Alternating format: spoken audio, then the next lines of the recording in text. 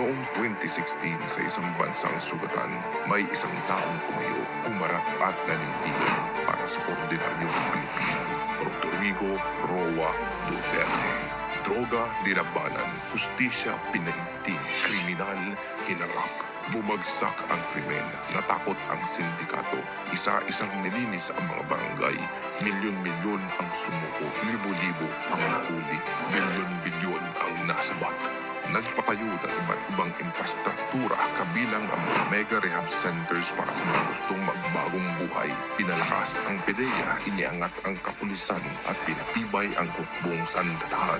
May sumalungat, may pumuna, abuso raw ito. Pero tanungin mo ang Pilipino, mas ligtas ba noon?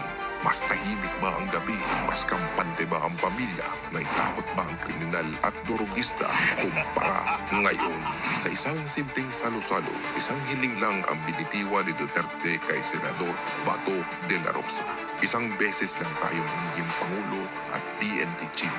Ibuhos na natin lahat para sa bayan. At ginawa nila ito ng buong tapang, buong lakas at dedikasyon at dama ito ng bawat Pilipino. Kaya Duterte kami, di lamang dahil sikat o may nagawa, kundi dahil may tapang, malasakit, paninindigan at pagmamahal na ramdam.